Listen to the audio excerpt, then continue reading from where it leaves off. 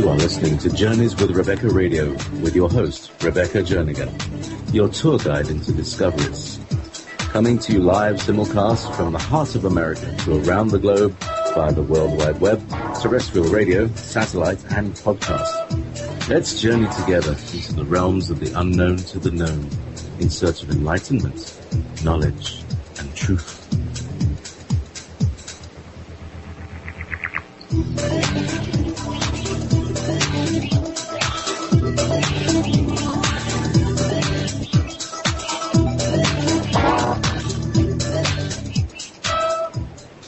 Good evening. I am here in the heart of America, broadcasting live. Heard on Revolution Radio at freedomslips.com, Studio B, and also simulcast on wolfspiritradio.com and heard at journeyswithrebecca.com. This is your host, Rebecca Jernigan, and you are listening to Journeys with Rebecca. And welcome to Friday night. It is a live broadcast tonight. It's going to be a good night, at least we hope so. I have JP on with me tonight. We spent a few moments this morning, earlier today, I guess, chatting about some of the topics. And oh my, there's a ton of them, guys. There's a ton of topics. So what we decided to do is we're just going to kind of wing it tonight, with whatever shows up. As JP said, we're going to speak from the heart. So that being said, if you guys have topics or questions, obviously we would love to address them or answer your questions. You can get to that by going to the chat rooms, and you can find those at Revolution Radio at freedomslips.com, also wolfspiritradio.com, and journeyswithrebecca.com also has a chat box. And the monitor in there, which is my friend Sherry, she'll forward those questions on to us or topics that you all might want to talk about, and we'll get to them. Please remember to put your questions in caps so that we can designate that from regular conversation in the chat room. I welcome you to go to my website, that's journeyswithrebecca.com, and to be sure to sign up for the newsletter. That's at the right-hand side on any page. And please remember that the radio stations, both of them, are commercial-free and listener-supported. So use the site support button found at freedomslips.com and the donation button found at wolfspiritradio.com. And make sure if you can throw a few bucks, every little bit helps to keep the programming free so that all these wonderful hosts and their guests can continue bringing you up-to-date and great information that you're not going to find necessarily in mainstream media. And so without further ado, let's bring Mr. JP on the phone. Good evening. Just a few bucks. Sorry, I've been talking to my chickens too much.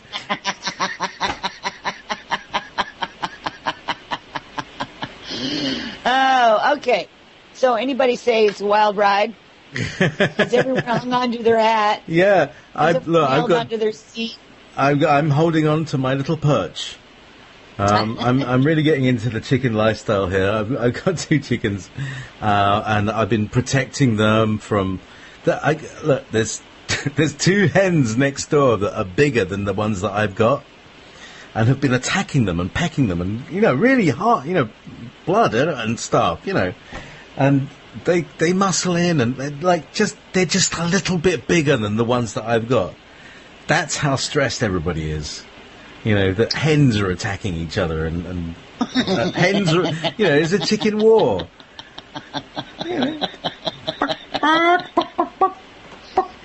So let's take a look at that for a minute. Exactly. For those that read Facebook posts or go to news sites or even in your daily news that you might get in your own space there's been a lot of, all of a sudden people just seem to 1 minute they're cool, and this next literal microsecond they're doing something just totally so bizarre and off the wall that it just even takes time to process what it was that you just witnessed. You're just like, I'm sorry, what was that? And I have to say this, a couple things that I was remiss in was, first of all, Mother's Day was this month, and I neglected to say Happy Mother's Day to all the beautiful women out there, and all the parents out there who to honor them on that day. And also on Veterans Day, which is actually tomorrow, but we celebrated it here in this country on Monday. And to all the veterans, as well as to all of those who have gone on and left the physical realm, and to have left behind loved ones, I salute everyone for that. And I don't know about the rest of you, but I did spend a few moments on the Memorial Day observed here and just said thank you to everyone, and to send out a huge healing for all those that are still grieving or sad for those that have left their lives in a physical form. So I wanted to make sure I mentioned all of that. The other thing that's kind of went on is, seriously, in just like on a dime, everything just shifts and changes. And May was supposed to be a little bit more of a kind of a laid-back month for everybody. If you have been studying any of the astrology, I, however, did not find it less turbulent, shall we say, as I did in April, when all of the major astrological alignments took place, and as well as there was some this month as well. But all of 2014 really has been about a lot of really odd, strange, rare astrological alignments that's taking place. It really is affecting everyone around us. I talk a lot about that energy, the unseen forces, and obviously we all understand that. The magnetics, even the wind, the air is charged with things. All of this creates sensations within a person's environment, even if they're not totally conscious of it, where, 1 minute I feel like crying, the next minute I want to get up and dance, and then the next minute I'm just so tired I can't think. It's just been a really odd ride, especially over these last 60 days. There's been a lot of people who I really have cared about, people that I considered colleagues, that their behaviors have been, shall we say, very odd, even for some of the work that they do. There's a lot of healing that really needs to take place within each of us individually so that we can heal the planet for sure. And so I think I might want to kind of bring that up as well for just a moment. And JP, I can hear your little brain over there, so go ahead and jump in. Well, I'm still thinking about my poor little hens and their predicaments. Being an example of like a macrocosm of a microcosm, or a microcosm of a macrocosm, that there's so much pressure. You know what it feels like? That there's a super tanker out in the bay, say, it's a couple of miles out, and you're in a little boat, and you can see this thing, and it's really zooming past, and you see it go past, and it's out of distance, out of eye shot, out visual range, and then suddenly the wake hits you, and your boat goes up, and then it goes down, and that horrible dropping sensation, and then eventually the whole thing settles down.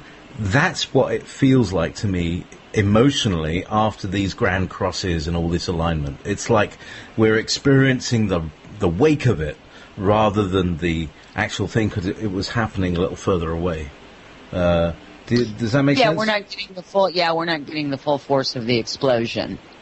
We're getting the aftershocks. They come boom, boom, boom, boom, right? Yeah, getting the boom rather than the bang. Yeah. So That's right. Anyway, so what's going on? I like, for me, it's a dredging up And it's got to be, it's got to be cleansing. It's got to, there's got to be a reason for all this stuff going on, right? And for me, it's a dredging up, and we're going back to the place before language. And like I was saying in the last show, I've just been doing Strange Universe for 2 hours. I'm feeling particularly strange, but. So we're going from, from the strange universe to the new normal, and here we're, I've been trying to decode what's going on, but I think a lot of it is that it's about feelings that have no code. There's no handle to put on feelings except those that we can name. And until we've named them, they are nameless feelings and are therefore nebulous and unfathomable. You can't get that. You can't. They're unrecognizable. I mean, you know they're there, but you can't identify them. That's right. Yes. I know what it is, and I can feel it. I don't know what it is, but I don't know where it belongs. Yeah, I don't know where it belongs. I don't know what I'm supposed to do with it. I don't even know where to sort it or file it or use it or is it mine? It. Yeah. Is it really mine? Are you yes. kidding? Is it mine or is it yours? Who am I? Am I you or are you me? What is going on now? There's like all this weird, like merging things. Have you found, like people being much more telepathic than they used to? And it's almost like, oh yeah, of course. So normal. This is normal. So let me share an experience with you because this is right up what you're talking about. I am attending an event. And this has been recent, within the last couple of weeks. I was attending an event, and as I was observing this event and also experiencing the event, because it was people that were there that I knew and I was close to and I loved and I cared about, and I got this overwhelming sensation.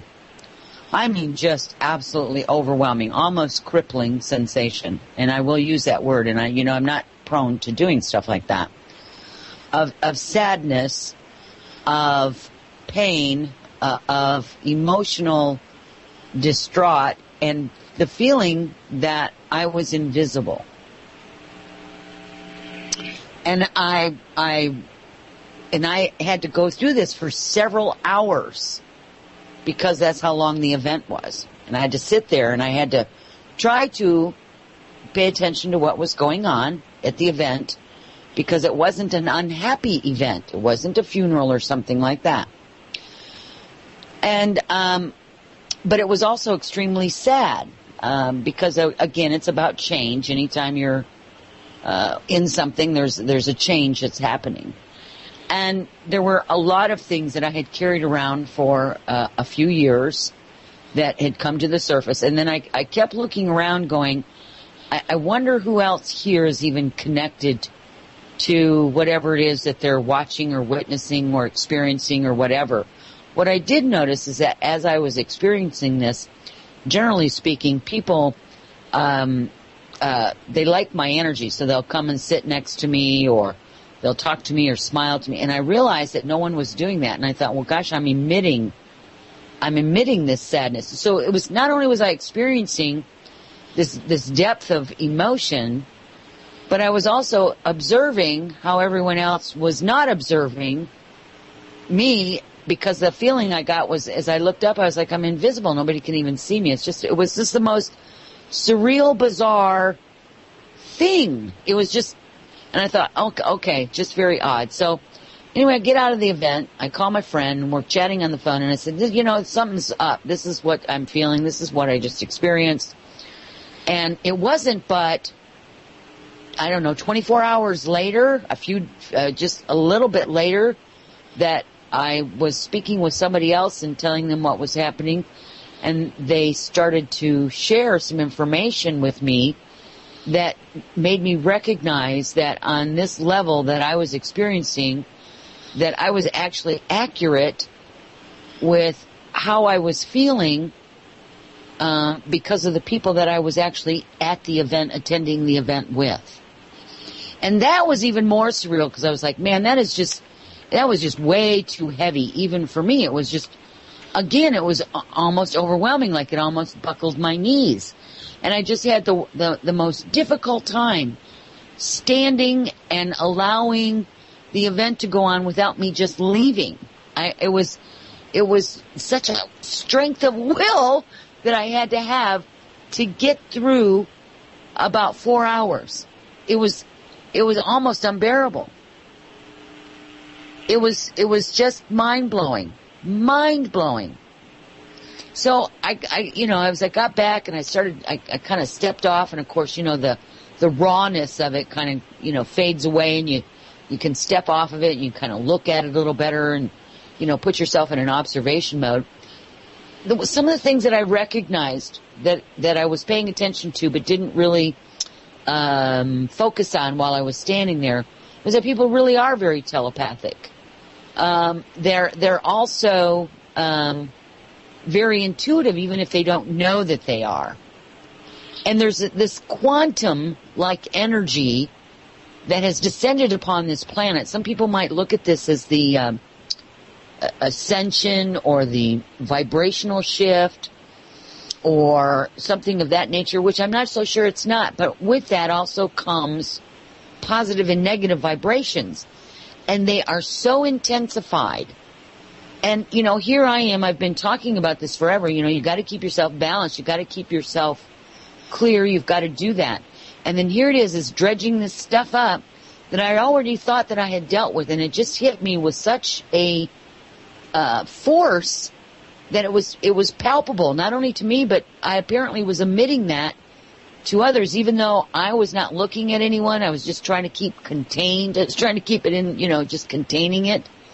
It's been amazing. And I think there are other people that may be experiencing similar things as well. It's been miraculous as well as very painful all at the same time. You just kind of like, okay, like I'm having like this triple experience. Where does my focus go? And the idea here, I think, is that this is all a part of our life here, our journey here. It's not about choosing one or the other, but it's about understanding that all of these things factor in. Everything that you experience factors into each and every moment. Is that making sense? Yeah, I love this. Go back and let's break down the triple experience that you just mentioned. You're having a triple experience, which is a very interesting thing, because most people talk about when they're split, they have this kind of duality split, but you're talking about a triality, I don't know. It's like there are three of you there. Mm-hmm. There was the sadness, the overwhelming emotional negative and I guess you shouldn't look at as sadness as negative. Well, I mean, was it? Let's break that down. Sadness has there's many things you can be sad about. There's sad of loss, and there's a grief there, and a residual grief is a sadness, isn't it? And then there's a sadness of disillusionment, which is actually not a bad sadness. That's a real sadness. It's like reality check. The feeling after a reality check. There's a sadness there, but I kind of like that. It's raw, but you're so sensitive to what is real and what is not real that you can make some good decisions at that point, I think. But that's not, that's the moment before you go into self-pity. Self-pity is the point where you destroy all that stuff, where you say, oh, why me? I thought I had a loving God. All this, all this, and then you go into the whole duality thing again, and you get lost. But coming to the point of sadness, what kind of sadness? It was a bittersweet. What kind of sadness are we talking here, Rebecca? It was bittersweet. A sadness for some of the things that I had missed up to that point. And how that time, we talk about time and how every moment that we don't take an action or we don't say something to somebody or we don't do something we call that regret, right? For a lot of people, they call that regret. I wish I would have picked up the phone and called her, or I wish I would have stopped to see her, or I wish I would have been more this or more that, right? I mean, it's that kind of regret thing. For me, those options were taken away, so it was a sadness that I arrived at this event and missed many, many events up to that point that should not have been missed. And although I loved being there for this event, I was also extremely saddened by that which I hadn't been able to witness because of the love that I felt for those around me. Okay? I have to be a little cryptic here. I can't be real specific.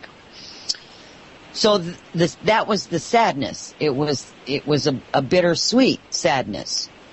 That it's like it didn't have to be this way.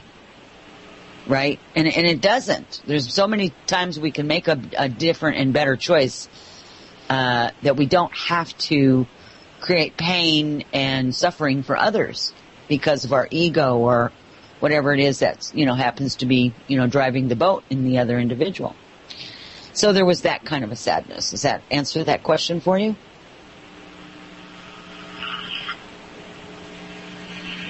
Hello? I think we've lost JP. My dear one, are you still there? Lost JP. JP has left the building. Is JP back again? He's floating in and out, folks. That makes me sad. JP, come back to us. Wherever he is, JP. Mr. Corso, we have lost JP. I'm not quite sure what's going on with him. Is there anybody there? Maybe it's just me. Maybe I've lost everyone. Hello? Okay, there he is. Okay, JP is here. He's writing me. Just a minute. I don't have speakers, dear. I have a headphone. So I haven't muted anything. I don't have a mute button. That's very interesting. Well, I can't hear you. If you're speaking, I can't hear you. I can see you, but I cannot hear you at all. I'm sorry. I'm having this conversation with my guest, with JP, because I can't hear him. He can hear me apparently, but I cannot hear him. Great. Thank you for letting me know about that, Sam, that you can still hear me. JP, I cannot hear you. Can anybody else hear JP? If so, please respond in the chat room. I'm not hearing him. Oh, and Dave's not hearing you either, Mr. JP. So I'm not sure what's happening here. Maybe, I don't know.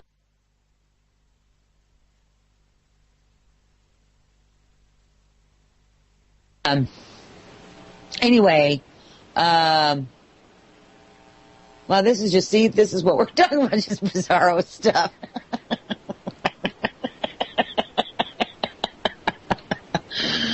You gotta laugh. How about that then?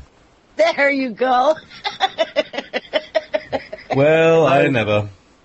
Oh. That's unexpected, isn't it? What? Welcome Really? to the new normal. Yeah. Oh, technology's so stable these days. Strange universe. Strange universe. And yes. Yeah. Why was that button there? Anyway. I know. Welcome. So we were talking about having a triple reality. Okay, so there's the kind of longing and the loss and the grief and the right. And that was the sadness. And then there's this other the two other feelings going on, and two other kind of points of view.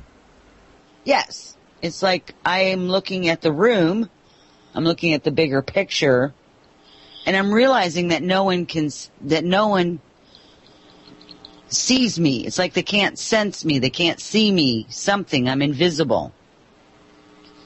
Right? Just like me just now. I was completely invisible. Yes, even though there you go. You weren't. Even though I was still here. So right. I just illustrated that feeling. By the way, we choreographed all this. Yeah, we're planning this. It's all carefully planned. Choreographed it all. Scripted. Yeah.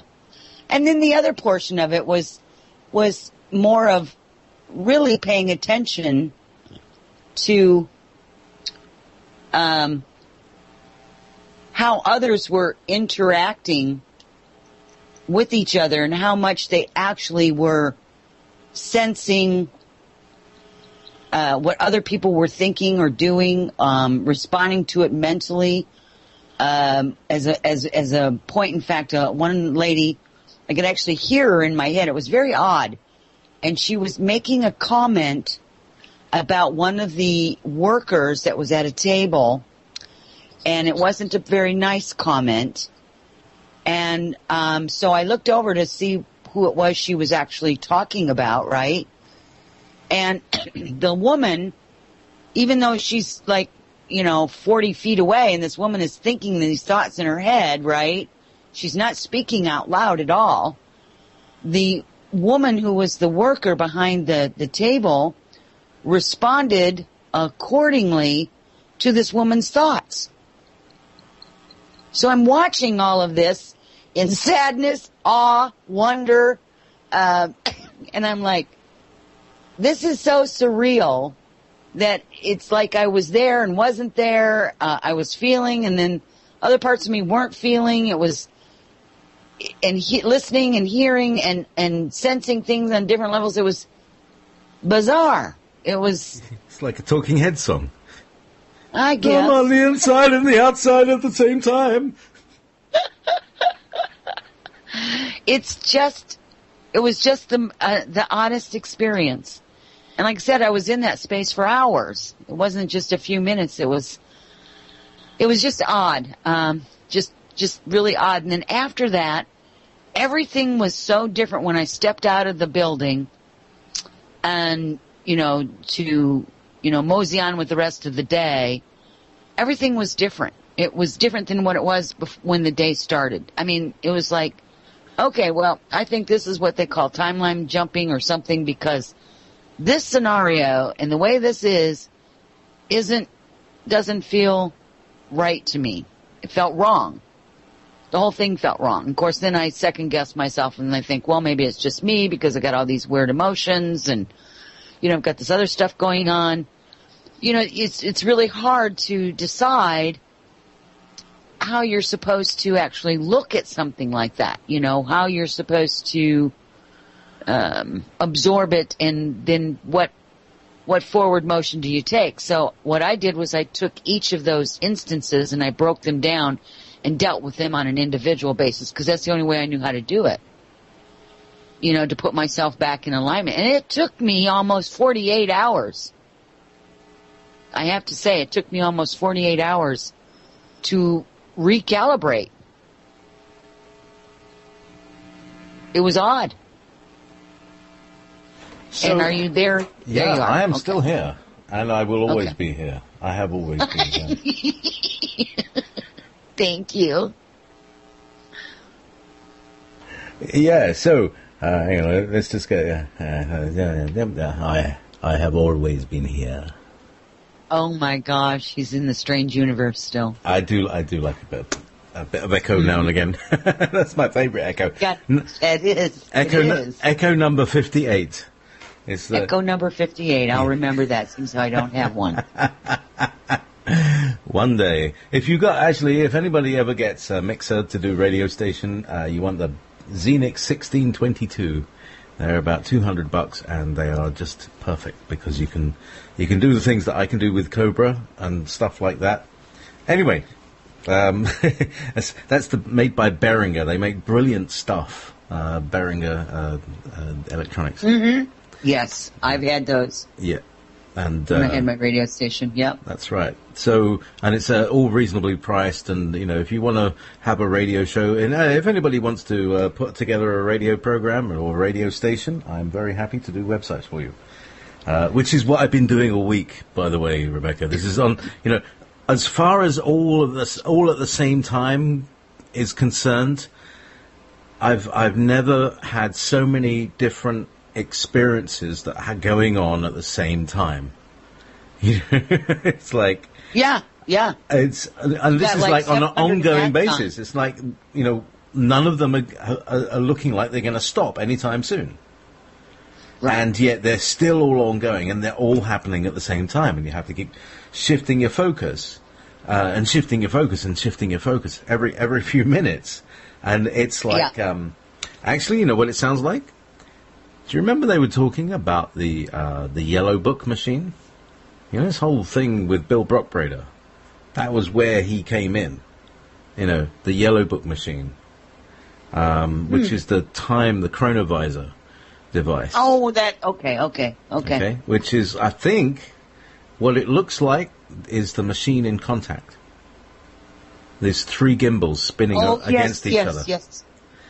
Yes. And, but what they did is they videotaped it and took all records of it.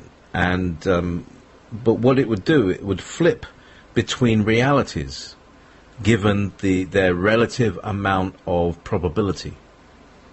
So what it was saying to us is that in the infinite probability universe, infinite possibility universe, that there are certain probabilities that work out according to, you know, who wants it, apparently. And, of course, they would all come up with terrible doom and gloom scenarios because they were, you know, doom and gloomy kind of pessimistic people who are looking into it. But and that's what the conclusion that Bill came to was that, you know, the more you mess with things, the worse it's going to get for you. The less your outcome is going to happen. You know, and it's the whole kind of trying to tell kids, I want doesn't get. Kind of thing. Right, exactly. It keeps you in a state of wanting, not a state of achieving. That's it. That's the one. Yep. For sure. I mean, those are the universal kind of laws, if you want to use that term, right? Yeah. So let's get into some of that stuff, because that's the other portion of this. I mean, you know, we all have our day-to-day stuff, right? I mean, personal, emotional stuff that many people are also dealing with, or the emotions of others, or, you know, people shifting on a dime kind of a thing. And a lot of people are being blindsided. There's a lot of that going on, but there's also a huge insurgence, and has been for several weeks. I've been wanting to chat about this, actually, about extraterrestrial energetics here on this planet, and literally in our solar system. Anybody see where the Andromedan galaxy and the Milky Way galaxy are getting ready to smack into each other? Really? How quick? Yeah. How long we got? Yeah. Oh, who knows? It could be thousands of years yet, but that's what they're talking about. And I'm thinking, well, now, wouldn't that just be another thing? Because I talk about this kind of stuff, and I know you do too. In our galaxy, what we perceive in our galaxy is kind of, in a sense, contained, because there's if you will, an energetic field around this galaxy that holds all of our planets and stars and solar systems and everything in here together. Yes, right? Keeps it from kind of just flopping out, you know, floating off into space, right? Into Never Never Land. And then we've got the Andromeda galaxy that is also in a container, so to speak. You know, we'll use that kind of a generalized term here, right? And then you have these two that have different functioning energetics within each of these galaxies. And the closer they get to each other, and you know, what is relative to in the term close? We don't know, right? It could be, you know, 700 billion light years away could be close when it comes to that. I don't know. I'm not trying to be a scientific, here's the model for that. It's just simply the understanding that logic would tell you, if you have these two bodies coming closer to each other, that there is got to be some kind of an effect from that. And not only does that Andromedan energetics sink in or find its way into our Milky Way. The other way is, Dave, you got your speakers on. Got your mic open. Dave, close the mic. Hello. Thank you. Then you've also got the Milky Way galaxy, and the energy from it is also moving into the Andromedan galaxy. You have to know that both of these things are being affected by each other, which hence, if it resides in our galaxy at some point, that those energetics are also going to flow through our galaxy. And those changes that energetic signatures will certainly do something within our own galaxy that we may not even know about. It may be something entirely different. The basis of the physics, of the science of it, of the energetics of it may not be as similar to the Milky Way galaxy that we're in, right? So it kind of makes you stop and pause and go, wow, we're the super duper microcosm in the bigger macrocosm, which is, small compared to all of it, right? Yeah, I found some great fractal videos on YouTube this week. I think look for Ultimate Mandelbrot, which is the sort of Buddha-looking figure of fractals, and you zoom into the edge of these things, and they just go on forever. You see the same pattern as you dive into it and go further and further and further. It just keeps going, and the same pattern keeps reappearing as you dive deeper into the detail of it. And that's essentially what is going on with our galaxy and with our solar system. I'm still coming to the agreeing with Nassim Haramein and Dr. Bard that the solar system is moving through space. So yes. The sun is moving through space, and yes. we are schlepped behind the sun in these various rings. Now, one of the interesting things is the tilt of planets. And it's something to do with, it's a bit like when you have, is it like a gyroscope? I'm trying to think. A bit like when you're on one of those, the Wheel of Death, or the motorcycle riding around the circle thing, is that it gets to an angle. There's a particular angle that it can get to.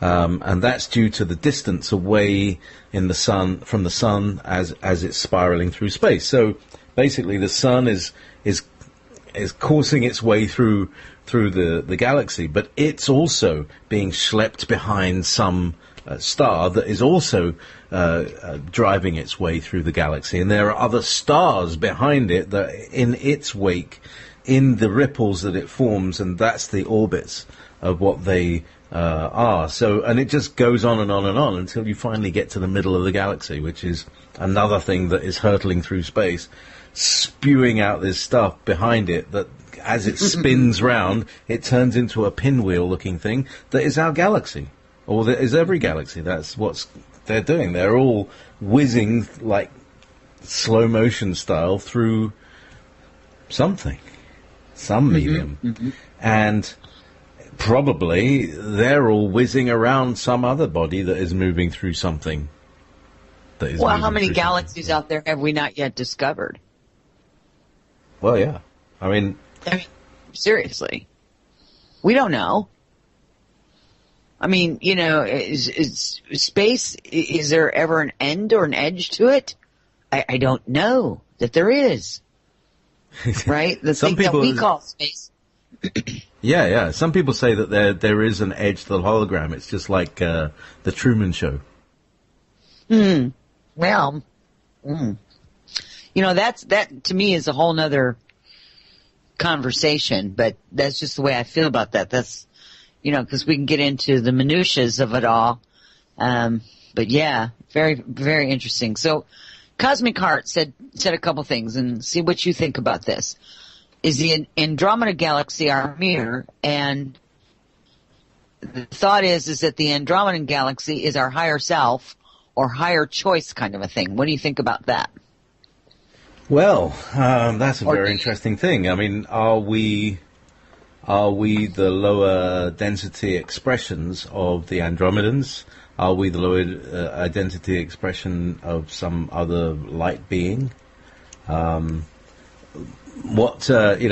we've been bringing up Alex this week, Alex Collier, because yes, we've had this conversation. We had a conversation with Mr. Andromedan representative, Alex Collier, the ambassador, and he's just got in touch with us this week, so it's kind of revived our conversation. But he's talking about, wasn't he talking about our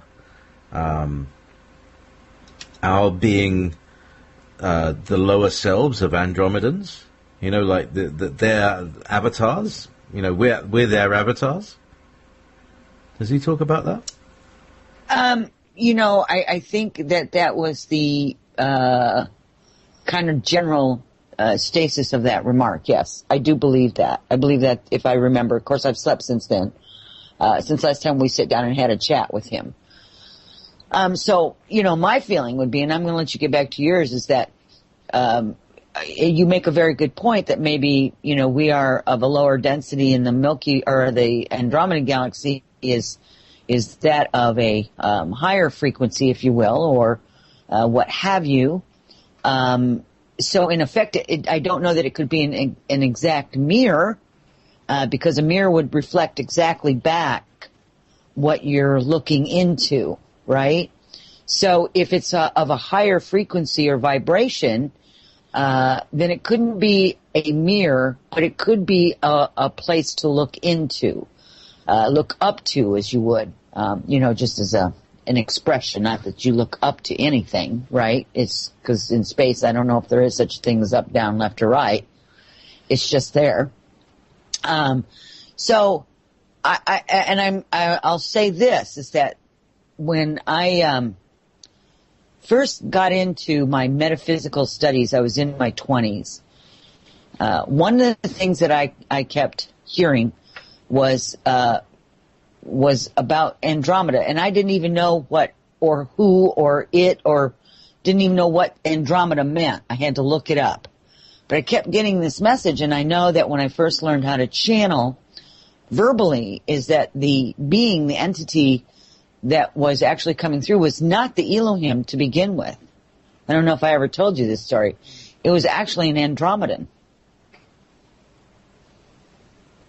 And I never how did they introduce themselves? Well, I never allowed it to get to the point of being able to communicate with anyone else. I kind of dismissed it. Its presence was so, I'll put it this way, it felt so large, right, that my body, physical body, could not, I felt like it, it was just my fear is what it was. I felt like my physical body couldn't handle it. It was male in its energy, I can say that. But I don't remember a whole lot about it, except for that every time I sat down in this channeling class and would try to let it come through, it literally felt like it was like 60 feet tall. I swear, it felt huge to me. Obviously it wasn't. But, that was my perception of it at the time. Very, very strong presence. And I was always just really drawn to the Andromedans. And then I heard about Alex Collier, which is where I first learned about the Andromedans all those years later, was through Alex Collier. I kept thinking, there's somebody I need to talk to. I need to talk to somebody. And then I learned about Alex Collier and his work. And, now I kind of kicked myself that I didn't allow the Andromedan being to come forward to communicate through me. It was kind of a, one of those things I wish I should have, could have, would have kind of things. But yeah, just a little background information. I thought you might find that kind of fun. Well, let's slip up another bit of your sadness and grief, shall we? Well, it's not a regret. It's just that I didn't understand this. I mean, the Elohim have never come through with such intensity like that. Such a feeling of being so large. I don't, like, it was extremely intense, extremely large, almost forceful in a way. But I don't want this to sound like it was negative, because it wasn't. The Elohim, even though they've been very strong, their energy was more subdued than this one. Not quiet by any means, but more subdued than the Andromedan being. And I've tried to make my way back there in the past, in the recent past even, and I get close to the connection of this being, and I don't quite get there from here. So, somewhere I just need to turn and look in a different direction in order to reconnect with that being again, because every once in a while I can feel his presence around me, but I don't quite make the connection like I do with everything else. So it's kind of interesting.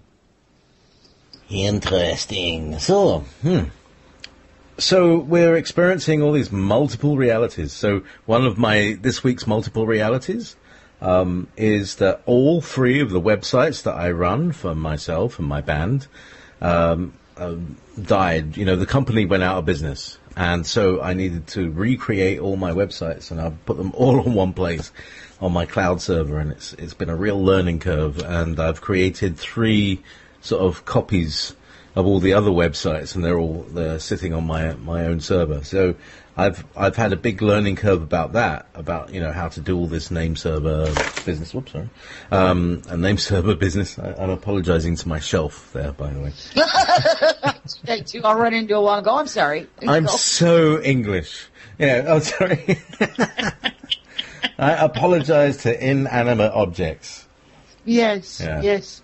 Well, they have feelings too. Anyway, go ahead. Meanwhile, back at the ranch. Yeah.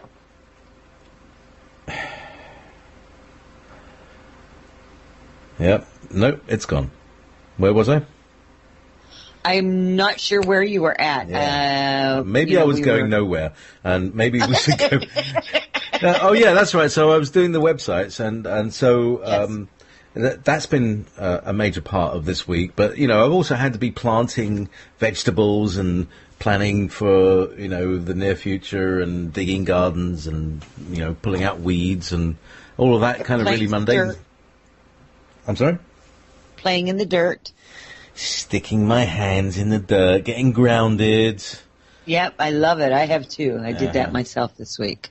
But at the same time, on the other channel, the one where, the darker adult channel, there's a lot going on, and it's all about inner child, and about stuff that went on so early before you have words, so that you don't remember them. All they are feelings, and they just kind of pop up, don't they? Feelings and images, yeah. Yeah.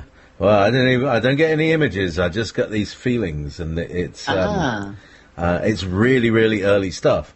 And so that's been a lot of my issue this week, having to deal with that, because it's like causing problems. It's really causing problems. So, and that's the thing. One of the feelings is that I don't want anybody around me, because I feel I could do them harm by being in my presence. So please stay away, for your own good, not just for mine, but for your own benefit, for your own health. It's better for you to stay away. Do you ever get those feelings? I do. Sometimes it's very difficult to contain yourself, and sometimes you're supposed to be able to express and feel without always having to be concerned with others around you. Sometimes you need your own space, and that's true, I think, of most everybody. They just need the time and the space, as it were, just to process and do and what they need to in order to become better on the other side of whatever the process is that they're going through, for sure. And it's not being selfish at all to do that, because you end up you understand yourself better, and therefore you can actually help to understand others, and that's where you become, more valuable to yourself as well as to everyone else around you. It's a good thing to do that. is to really sit down and figure out what is this about, and why am I carrying it around? And, figuring that out, letting go of it, doing whatever you need to do with it is a positive thing. And we just have to go through our own stuff. I was making a comment the other day to somebody I was talking to, and I was like, it's like all of us decide that we're all going to meet. Let's just say we're all going to meet in Chicago, Illinois. And you're coming from where you live. I'm coming from where I live. We've got somebody coming from California, another person coming from Australia, somebody coming from Canada, somebody coming from Ecuador. Everybody flies in to the Chicago airport to meet, right? So everybody's there. They all arrive. Somebody says, so how was your trip? And then one person speaks up and says, oh, hey, it was a really good trip. It was nice and easy. Well, then another guy might pop up and say, are you kidding? That was a trip from hell, man. Took me 3 days to get here. They lost my luggage. I didn't get any food. Another guy might say, or woman, it doesn't matter who it is, come from some other direction, say, are you kidding? There was these screaming kids on there, and, somebody decided that they were going to fly through this, terrible storm. It was turbulent the whole way. Another one says, hey, I slept the whole way. So the point is that we all have arrived on this planet at the same time. We're all sitting here listening to each other. Right here, right now. Doesn't matter when we all actually arrived here, our birth dates, right? We're all here now in this same spot. But we all have had a different experience to get here, including our day, including the 5 minutes before the show, including the week before the show.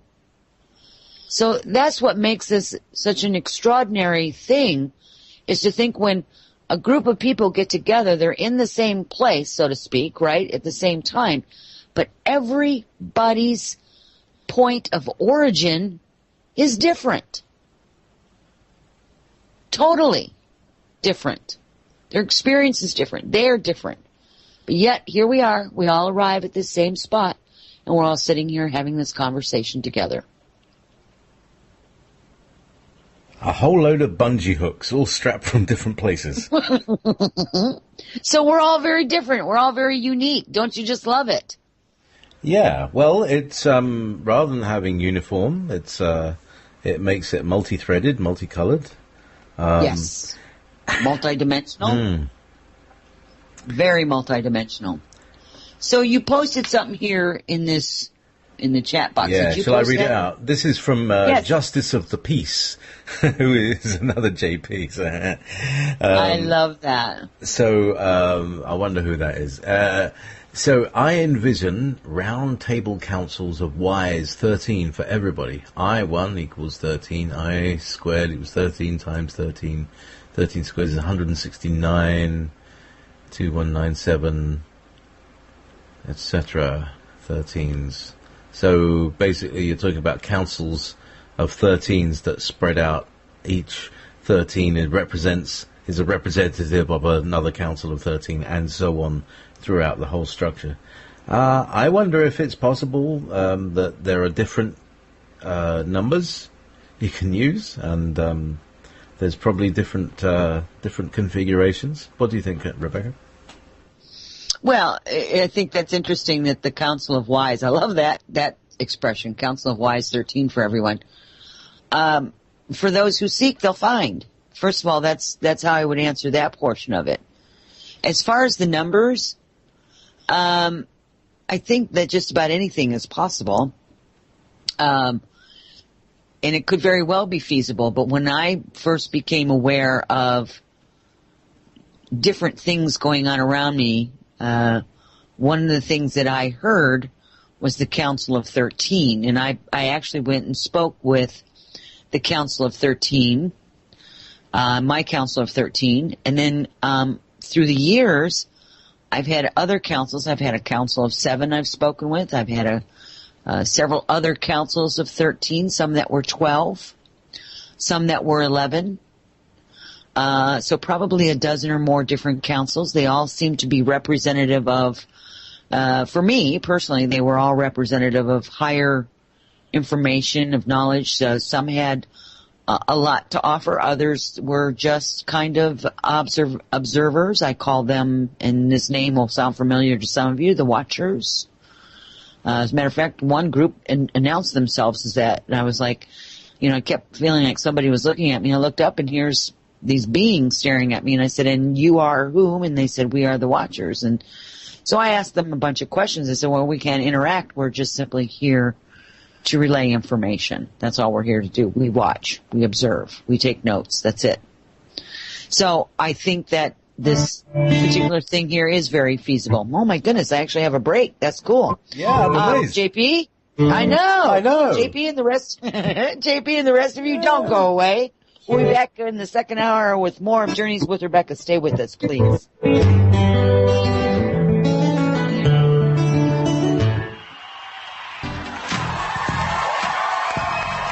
Could certainly put together a group of watchers or observers. Who's to say that one group didn't emulate another and call themselves the Watchers? There's a lot of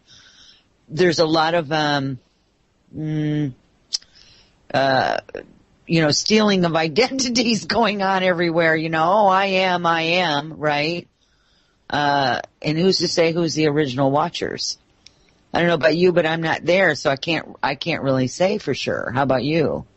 Well, no, I mean, I've heard about these beings. I've seen that my favourite film in the world is a film called Dogma. It's yep, and we know, and it's about two Watchers played by Ben Affleck and Matt Damon. Yep. That name gives it away. They play a couple of, basically, they're fallen angels, what they call fallen angels, and they're immortal, and they're forced to live out their days to the rest of eternity in Milwaukee. Yep. So they sit at the airport, they go all these places, and there's this church which has figured out some way of getting people out of heaven, getting people out of hell, or letting certain people into heaven who weren't allowed to before, some kind of indulgence. And so they think that they can use this indulgence to get themselves back into God's good books, even though they have been pouring, they're badass, gangster angel kind of guys. So I think it's a very interesting film because it does show that it's part of the idea of it is it's crazy. It's a crazy idea because it's they're trying to get in through the rules of humans, rules created by humans that have claimed to come from God. So that's my take on it. But anyway, that's the ridiculous side of it. But it's a great film. So anyway, that's what I know about Watchers, is that these guys are they're partly of the fallen angel. But I'm no expert on angels. Like I was saying before, there's a lot of different views on angels, what they are, who they are, whether they're an evolution, a separate evolution, do they exist in 3D? What's the deal? What's your deal? Well, my understanding is that most angels, and hear what I said, most angels are not in physical form. Although I do know that at some times angels can manifest themselves in physical form. I don't know what the criteria is for that to happen. I've never actually asked.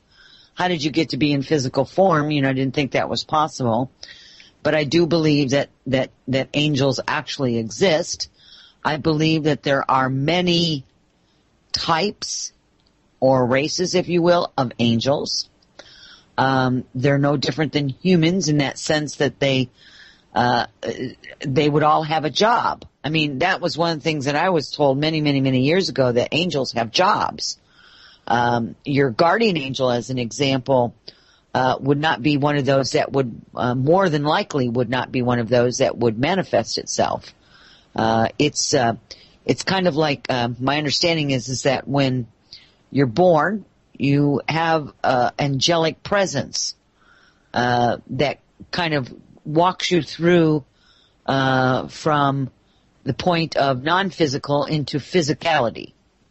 And then that angel is kind of, tethered to you in a sense throughout all of your physical incarnation. And then when you leave this earth plane, when your physical body leaves it, it is the one that then takes the spirit from out of the physical into the non-physical realm.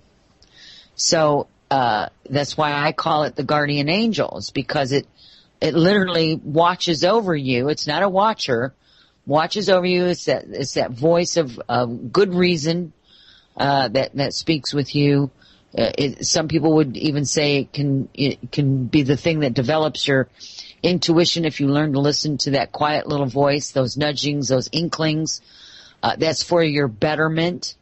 And we've all had near misses, I'm sure. I mean, I could sit here and tell you stories for hours about, different cars getting ready to run, that were running red lights or stop signs. And, my little guardian angel said, stop, stop, stop. And, I did. And as soon as I did, some car ripped through, a red light. And had I have driven, kept going through the green light, I would have been broadsided and more than likely killed, because he was running, at a high rate of speed, or not paying attention to the road and almost running a stop sign. And had I have done that, I would have hit somebody else. So, I believe that we have those. I've watched, actually, unfortunately, or fortunately, as the case may be, it depends on how you look at it, a couple people who have literally passed away. And I watched what happened to the spiritual side of it, the spirit side of it, where the spirit was assisted out of the body, and that light that everyone talks about, which, I've had a near-death experience, so I understand that. But the light that everyone talks about is that your guardian angel assists you through the leaving of the physical body back into spirit form, and takes you through to the light. I haven't had any of the others, so I can't, I can't talk about anybody leaving and going to a dark side. I've never actually witnessed it. I don't know if that's what happens. So, in case anybody wanted to ask that question. So, I believe that I've had some very interesting experiences, and I've heard from some of my clients and friends, and even some of my, relatives who have had their own experiences with what you would call angelic presences or angels assisting the human being, whether it be like at a car accident, in which somebody that was really supposed to have died, they should have died, or they were pulled to safety and there was actually no physical human being there present. Lots and lots of miracles that are performed by these angelic presences. So I look at it as angels, for me, and I'm not talking about the dark angels or the fallen ones. I'm just talking about the angels, that I do believe that they do exist. I believe that they do have a job. I have seen it, witnessed it for myself. I've heard it from many others that tells me through the years, through all of the stories and all of the information that I've gathered on it, that part of it must be true. At least for me it is. It's my truth because of what other people have told me in my own experiences. So yeah, I believe in them. How about you? Well, angels. My teacher told me we're all angels. And that angel that you see guiding you in and guiding you out, your guardian angel, because I speak to my guardian angel. Some people call it the higher self. Is my higher self. Is all the rest of me when it's not in incarnation. Mm-hmm. And it could very well be true. And incarnation is occurring simultaneously in parallel dimensions and lifetimes. And past lives and future lives all simultaneously. So all of them is me as well. And presumably, like that, is there 16 billion me's? Or is it, are we just one leaf on an enormous tree? Yeah, and see, this is where supposition. This is, we're making suppositions. We're making, theoretical statements, right? And I too have heard that your guardian angel, as I called it, is really just the presence of your higher self. That it's what watches over you or does whatever it needs to do, et cetera, and so forth. And that could very well be true, which is one of the reasons why they don't come back in physical form, because you're already here in physical form. So it'd be like two versions of you being together at the same time. I think they call that a paradox. I don't know if it can happen. Anyway, but I also believe that the races of angels exist. And so is that all of us in higher aspects or more complete aspects? Because if we're having all these simultaneous lives, then it just seems kind of, I don't know, it's so deep and so profound. You could just go down a rabbit hole and you think, well, okay, if we're having all these simultaneous lives, then how come I see such a complete individual, right, so to speak, species being, that's my guardian angel, how I witness my guardian angel, if it's living a trillion lives all at the same time in different realms? How is that possible? Again, we're talking about physics and we're talking about science that we don't yet understand. Not from this dimensional viewpoint that we have, right? So it could be the case. It may not be the case. I don't really know. All I know is that there is a presence that is there with an individual. I've witnessed it, that they've come in with them, they stay with them, they leave with them when they leave the physical form. And I've always called it my guardian angel.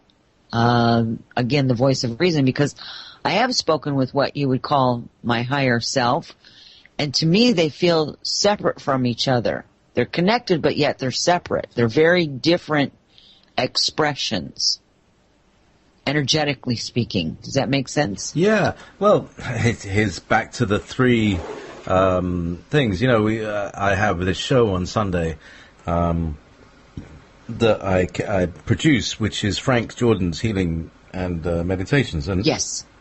He speaks from three aspects of himself. He says his highest self is called Stephen, and it's spelled in a funny way. It's like Stevan or something. And he gives lectures. He talks about stuff. And then there's Francis, who is not Frank.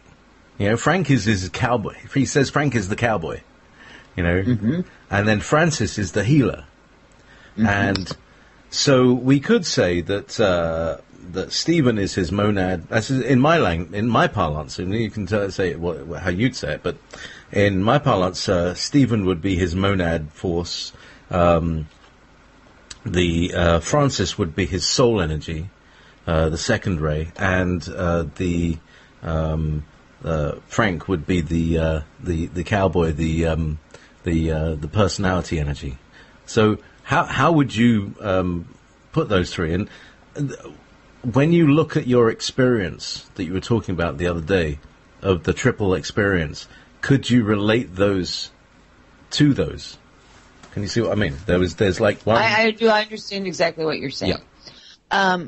Yeah, I followed that quite well. Thank you. It was very well said. Well done. Yeah, actually, thinking about that, then in quite the manner that you have just spoken about, I can see that. Although I've never chosen or heard a name for my guardian angel or, different than my own or my higher self. I just recognize it as my higher self and not by a different name. Again, they feel different. They look different to me. So they are different, but I've not listened or asked. I'm terrible about asking some questions like, should I call you something different?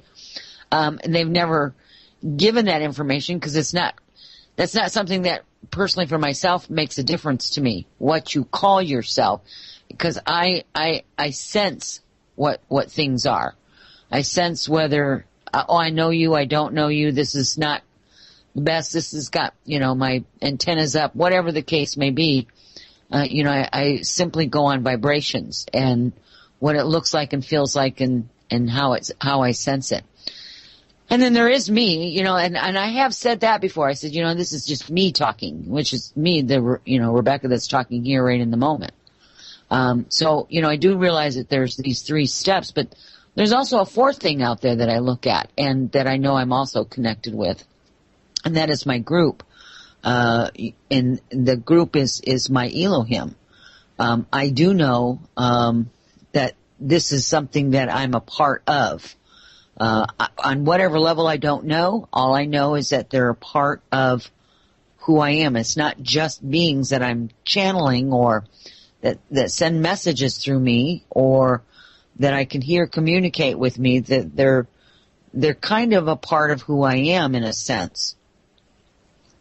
Although they're not necessarily me as I'm sitting here either.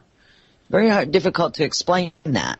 Well, how about saying that the Elohim are perhaps beings that are on the same branch as you? And that when you tune into the Elohim, you're tuning into the branch rather than the twig that you're sitting on. Could very well be. That might be a good way of looking at it. I mean, nature expresses its way. Sure. All the way, the same way, from the inside out and stuff. So, having gotten our angels, and there's a question that came up, which is, okay, how come my guardian angel allowed me to be circumcised? And that is a really, really, really important question, because it's a really strange thing to do, isn't it? What's your feeling? I know that. Well, first of all, the whole process of circumcision came about for again, it was propaganda.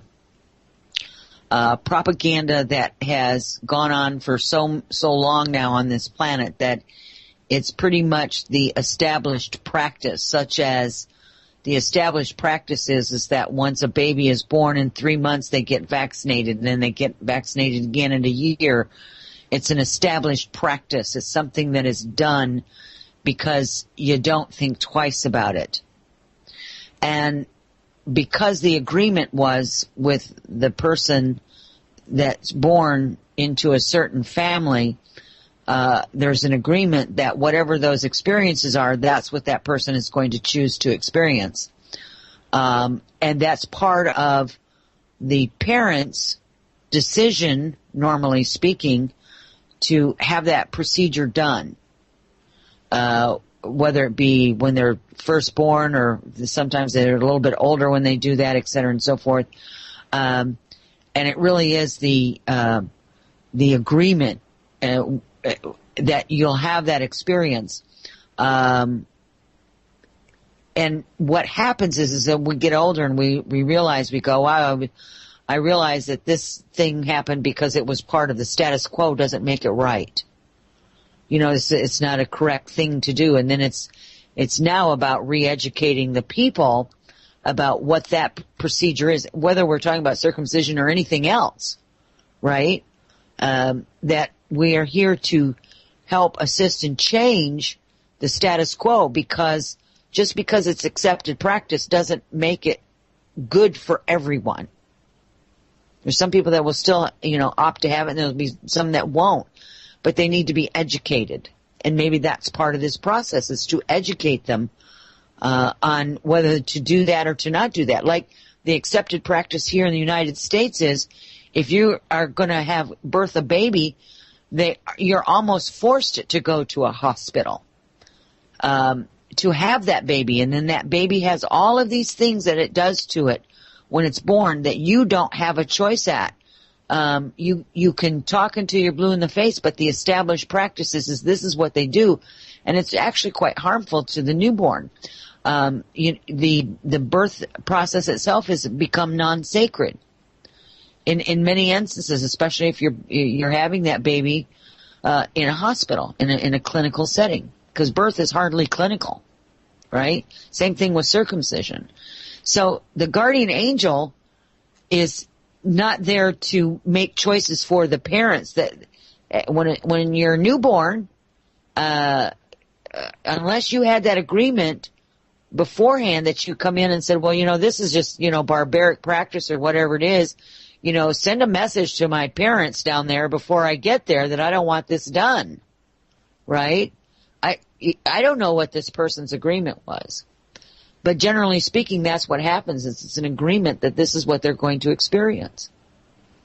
And so to find fault with the guardian angel that you were circumcised and you didn't want to be, you can't lay the blame on the guardian angel at that point, because this was something that happened literally, that was decided upon before you came in. Does that make sense? I think there's a lot to do. This is part of the human condition, you see. Yes, there it is, the human condition. We're here to change that. That's right, but we're here to be the last generation that unknowingly does this. Because now we're going to realize that actually, everything feels. Everything has feelings, even your lettuces. Yep. And that everything gets traumatized by us. That we are going around the world sending these ripples in the in the astral world, like I was saying, like a big ship passing by, making enormous ripples, and we have no idea what kind of effect we have psychically on the astral world just because we can't see it. And if we're walking down the road, cussing in our heads, we're sending out spikes of energy. We're looking at other people and cursing them and all of these things. We can't see it, so we don't know the damage that we're doing. And we have not an obligation. Everybody gets a bit of the planetary stuff. We're all here to end karma. So what we have to do is we have to incarnate into families that have caused all the karma. We take it into ourselves, but we don't express it out and continue it throughout time. So we are the last generation. So the last generation to be abused that doesn't abuse the next generation. That's what we're here for. That's what That's how you change the status quo. That's right, and that's what light workers are here to do. That's right. We come, we we incarnate into families, and we choose to be mutilated. We choose to be attempted to be aborted. We choose to be poisoned. We choose to be beaten, raped, tortured, etc., etc., etc. To stop dead in its tracks evil. Well, that's how we do it. Mm. Okay, I'm getting some messages coming in here, so let me see what this is about here. So, yeah, I don't know. People keep saying that they can't hear us and stuff like that, but there we I don't know. I don't know what's going on. There's some interesting stuff going on. Yeah, somebody here. Let me post this so you can see. Yeah. Yeah, I get you. Yeah. Yeah. Not true. Yeah. So. Not true. None of that's true. I didn't think so. Did you? No. I don't think that's true. I didn't evade anything. Anyway. No. Yeah, there's a little spanner flying, and we just let it fly past. Yeah. Like in, there's got to be, somebody makes a comment about something. It's all good, right? And everyone's entitled to their opinion, even if it's not exactly accurate. I thought that I had answered the question well enough, but did I miss something there? Do you think I missed something in that question that you asked me in answering? I don't think so. No, we're looking at it, and there's lots of. I'm just trying to find the original thing. All right, justice to the police. Why did my guardian angel let me do that? Yeah.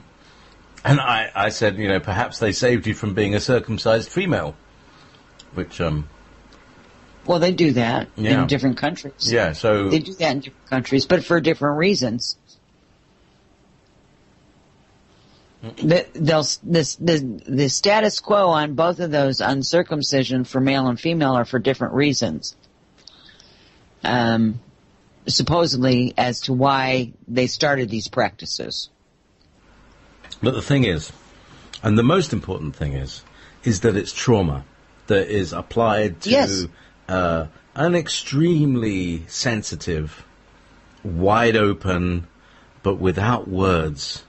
So we don't remember it, but it goes into our being. And this is what I've been working with this week, actually, looking at these really like just after birth, because in my personal case, I had that, but there was something else that happened at the same time. So there's a complex of ideas there that need to be unpicked, and at the end of it, it'll come out quite good, because I'll have a certain kind of clarity. But until that point, I'm still experiencing these multiple feelings all at the same time that are very overwhelming, and that's what you experience as a tiny, tiny baby. It's all multiple experiences all at the same time, and you hardly have a moment to get over it before something else happens, and you have to put those feelings away, and that's the creation of denial, and it's the creation of those sub-personalities and all of those things that become the borderline and the narcissistic and all of those little psychological thingies. Yeah, I mean, when we're talking about the birth of a child, like I said, here in this country especially, and I think most countries now, not every one of them, but most countries now, the birthing process, once that baby is born, it's taken from its mother immediately. It's got these eye drops that are put in its eyes, and they'll tell you it's because it can't see anyway. Not true.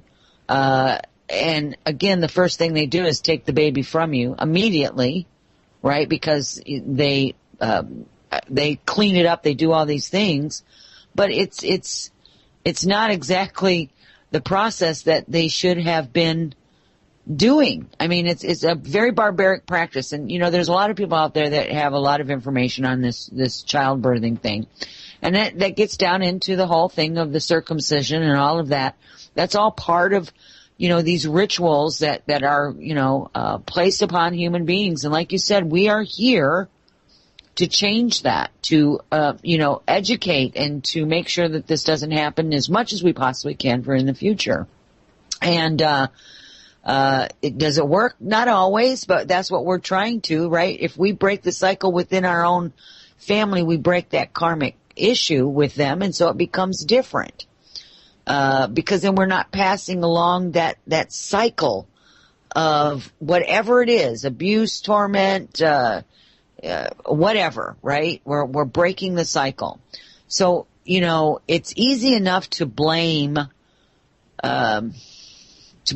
period. It's easy enough to blame others or other things, entities such as the guardian angel, whatever it is. That doesn't get you anywhere. I mean, the blame game doesn't get you anywhere. It's about learning and understanding why that happened to begin with. And it was status quo. And because people are not educated, they don't know the difference between what they should and should not do. That's why the stuff still goes on. So the guardian angel isn't really here to prevent things such as that from happening. Doesn't mean it can happen, but that's not usually their job description, and as far as I understand it. Well, that's a very interesting point that I just got through from our friend Tobias. He's saying, what if circumcision originated as a branding, not different than cattle? I know it's not a happy thought, but I've been told it is so. No, it's not a happy thought. Yeah, Anu's people, Anu being the god of the I was going to say the Second World Bible. Oh no, the Old Testament. So that's the covenant. That's what brings you in to the thing. joins the Well, club. you know, like I said, the story that they tell you it was because it was for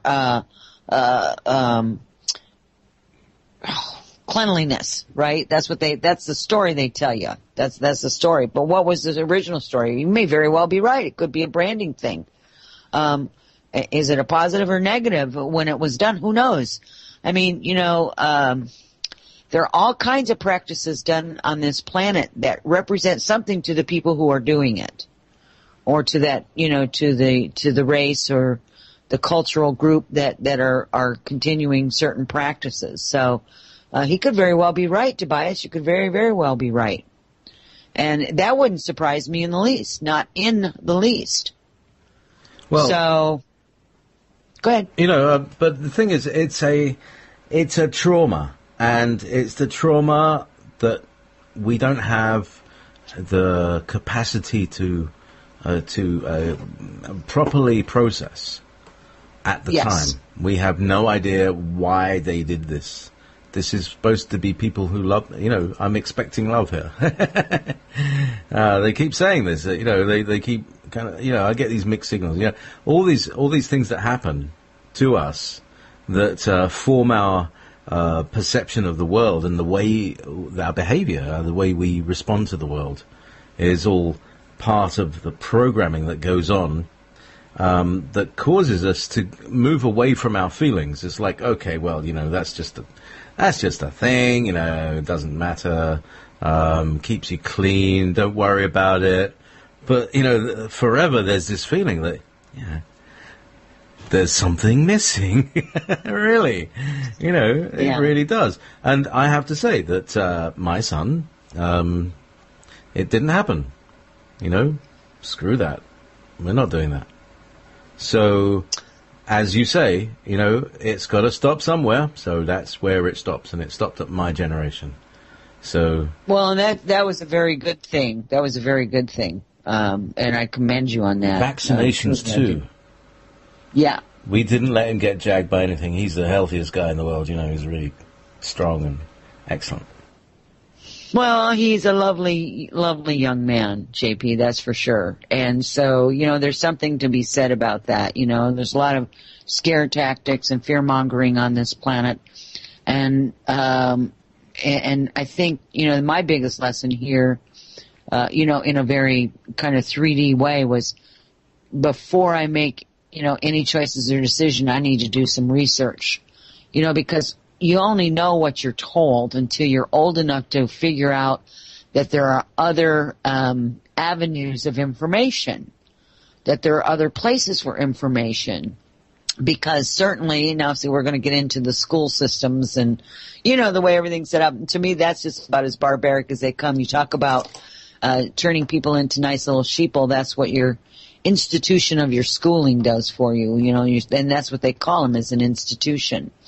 And they train our children very, very well. They trained us very well. You know, how to, you know, color in the lines, so to speak, and, you know, how to follow orders and how to be, you know, to follow directions, et cetera, and so forth. And I'm not saying some of those skills that they give you aren't good, but for the most part, they would like everyone to all learn at the same level and learn the same thing, so that there is no variance between one person and another. It's learning how to rip the individuality from the individual. It's teaching to the group, and the group is expected to all learn as a singular unit. You know, talk about taking away your, you know, your drive, your ambition. When I was in school, they were still teaching critical thinking skills. We actually had tests on critical thinking skills. And they quit doing that. By the time I got into high school, they were no longer doing those critical thinking tests or teaching the skills or any of that. They quit doing it. It was like it was outlawed. They no longer do that. So, you know, when you learn to go out and do the research yourself and you realize, you know, that you've been lied to, it's, you know, you talked about that at the beginning of the show. It's that, oh my God, you know, I've been lied to all of my life. Until you learn it, you don't know any different. And that's what that's the other thing I think some of the light workers are here for, is to go question, question, question. If it doesn't feel right, it probably isn't. So you didn't vaccinate. That's absolutely excellent. Because, the drugs and the pharmaceuticals that they have now compared to what they had, 40, 50 years ago are so contaminated. At least in the early days, they weren't as contaminated. They didn't have all the mad scientists working on, all these different concoctions. Now they're just totally barbaric, no matter what we're talking about, whether we're talking about medicinals or we're talking about vaccines. They're just filled with so much contaminants that you couldn't even begin to name them all. It's absolutely bizarro, how crazy, that whole industry has become. It's just like this monster that's reared its ugly head, and, it's just gone unleashed on all of humanity. It's just the craziest thing I've ever seen. Really. That's right. The whole chemical soup that we're trying to work our way through, and it's going to be, I don't know, between all the different ways they're trying to bump us off, and every time we seem to just kind of, it's like we just evolve through it. So who knows if these plans to murder 7 billion people on the planet backfire and turn out to evolve 7 billion people all at the same time. That would be an interesting thing. Well, I like that idea. You got your speakers on? I did until I turned them off when you spoke. Okay. Every once in a while I can hear myself talk, so I was just wondering if you had speakers. Do you not have headsets? I do sometimes. But yeah. Yes. But no, not now. Okay. I have to give you some crap every now and then. I'm sure nobody else does, so I got to do that for you. Because I love you, JP. So, wow, we've covered a lot of topics. What else would you like to talk about before we got less than 20 minutes here? Well, you said that you wanted to talk about Andromeda, so I would like to hand it back to you and say, talk about Andromeda, Rebecca. Well, it's first of all, I think it's very interesting that all this came up and that we both heard from Alex's camp this week. Which was, it's always exciting. It really is. I know many people are waiting to hear from him again, and no less you or I. And, and I remember telling you guys a story about, when I was a lot younger and I was first learning how to channel, and the Andromedan came through, and then I found Alex Collier after that. And I was really extremely fascinated by the Andromedans. And, we call them the Andromedans, but there's also many, many races, obviously, that are within the Andromedan galaxy. Or maybe it's not obvious. I don't know. Maybe I shouldn't have said it quite like that. And I find it exciting when we hear information from Alex Collier. And so anybody out there who's not actually listened to any of Alex's talks that he used to give in the 90s, I think he's on YouTube, isn't he, JP? AlexCollier.org. Okay. And there's a lot of videos and interviews and things like that there. Is that correct? Right? Everything. Yeah. Everything, Alex, is there. It's gathered together by our friend James Harkin. Yes, and love James. James, if you're listening, we love you, man. Yeah, I do. I just love him. He's just a sweet man. Anyway, I would recommend people going there and, starting with his early works, because it really gives a better picture than to start with the newer stuff and go backwards. Because he starts out in the beginning and he tells the story of who they are, who the Andromedans are, and who his peeps are.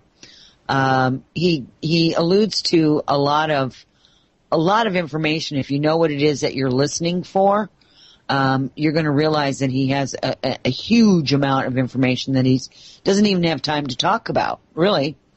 So he was always an enigma, and I was really excited when I first met him, and, we had conversations and had him on the show, et cetera, and so forth. It was really fascinating, and I've had an opportunity to speak with him a couple of times, and it's been a real trip. And I always have this, this kind of feeling that is somewhere I know him, before I knew him, if that makes sense. The only thing I can think of is it must do with that Andromedan connection that I had made all those years ago. But the Andromedans carry a very, very different energy, for me, a very larger than life energy. And I think that we are going to hear especially over the next couple of years, more and more in-depth information about the Andromedans, some of the different races that may come out of there, some of the different science maybe even. So I'm actually looking quite forward to it, to really getting into some more of what they have to kind of put into the basket, so to speak, to make our own history on this planet more complete as well. And certainly within this solar system. The story of who we are and where we come from, is like the never-ending story. I mean, how many billions of years do you want to go back, right? I don't know about you, but I've slept since then. So I don't have a full recall of a lot, right? So what we do have, we try to share. So I do think that we all have a little piece of the puzzle, and if we all come together and share our pieces of the puzzle, that we can make more sense out of the history that's kind of been kept hidden from us. And so it's brave people like Alex and others who come forward and share, even, my Elohim.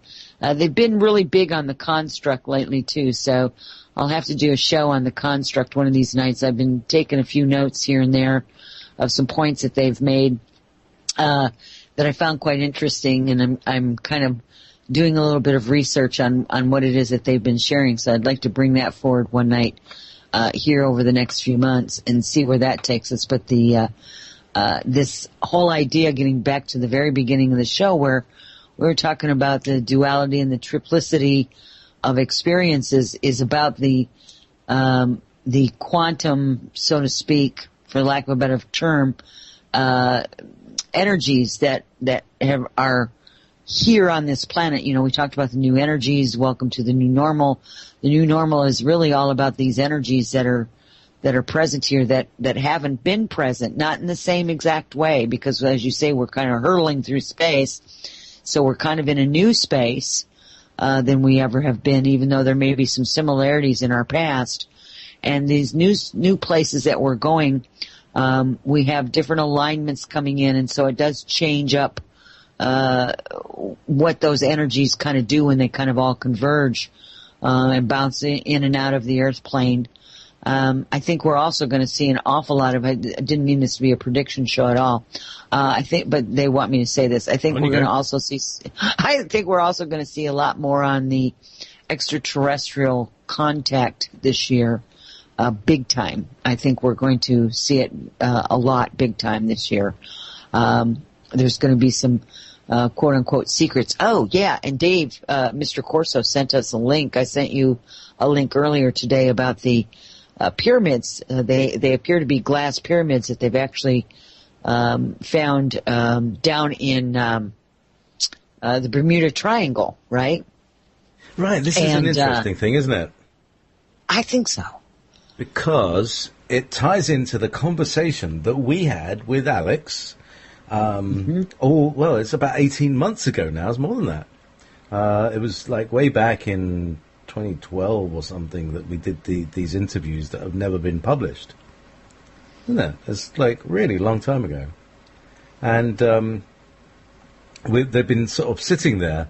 But one of the things that he said in the outtakes, which I have played sometimes on the air, is that there's they say that dark matter, or what they call dark matter, is energy that hasn't been magnetized by thought.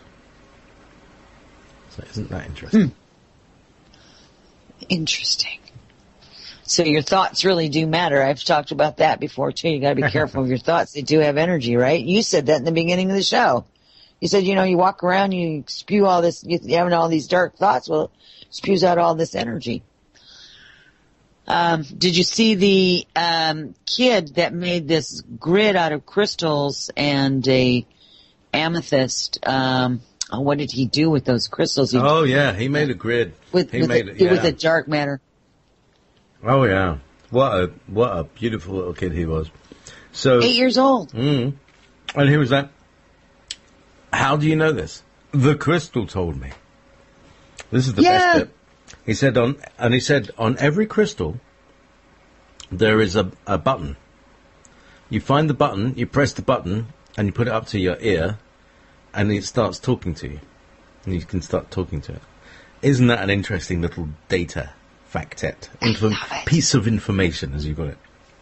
Yes. Yes,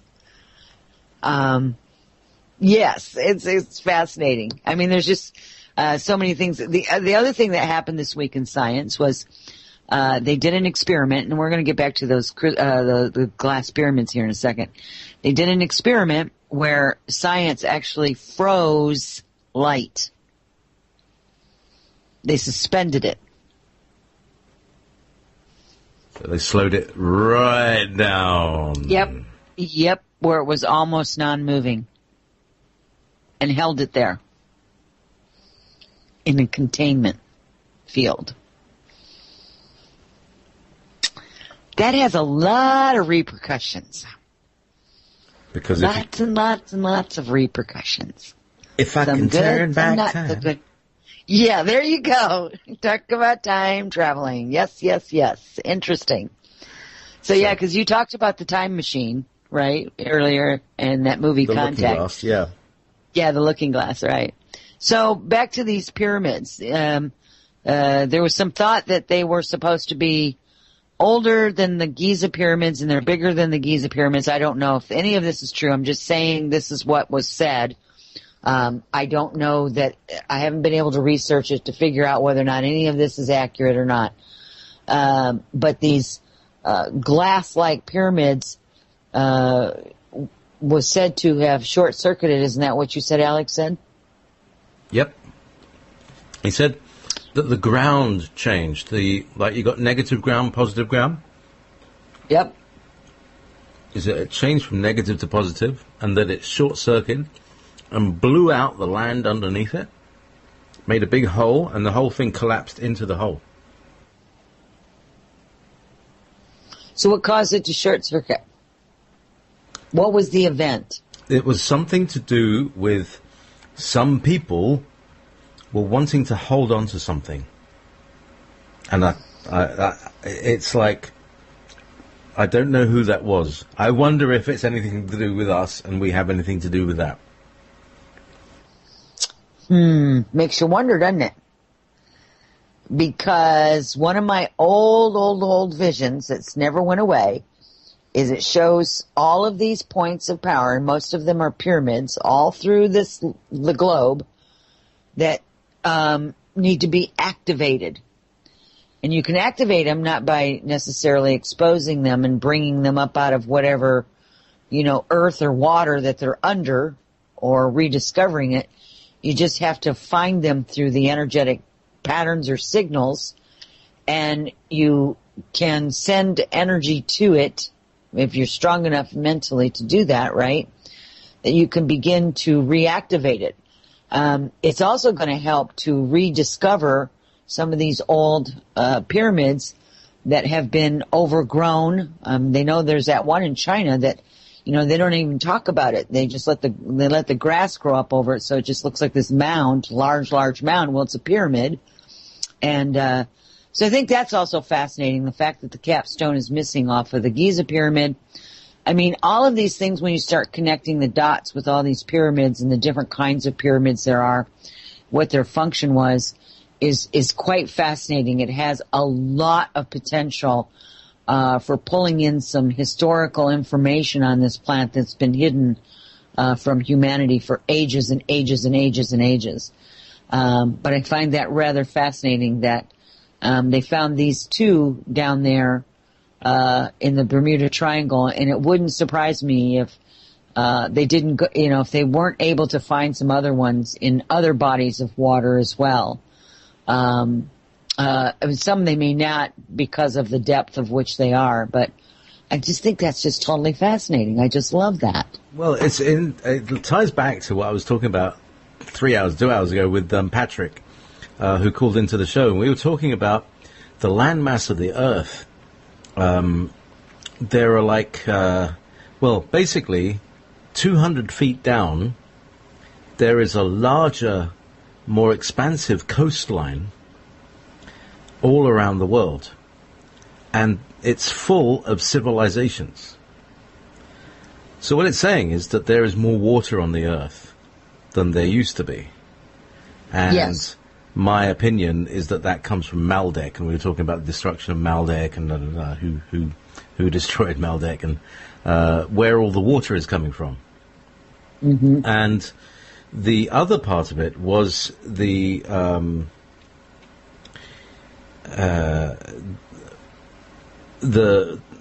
are civilizations that are dotted all around these places. And if you go to Google Maps or Google Earth and zoom out a little bit, you see that there's a kind of border around the coastlines as we know them. We know the shapes of the islands as they are today. But I think that 10,000 years ago, they weren't like that. I agree. 20,000 years ago.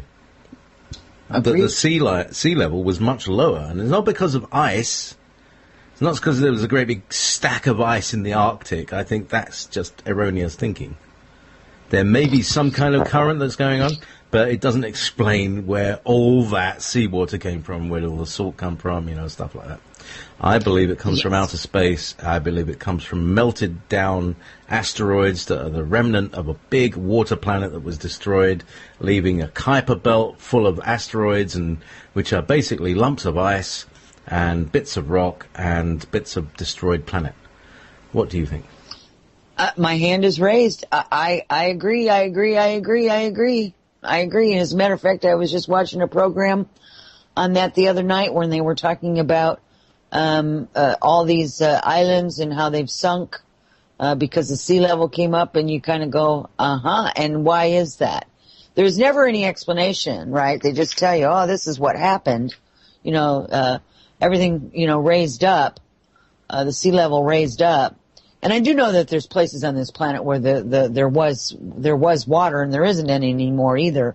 But it certainly isn't enough for all of the underwater cities and structures, and they're finding them all over the globe. These things are some of them are only in like 70 feet of water. They're not like super duper deep. Oh my goodness! Wow, we could have talked about that forever, JP. Let's do some more. We'll have to have you back on, and we'll talk some more about the mysteries of the deep.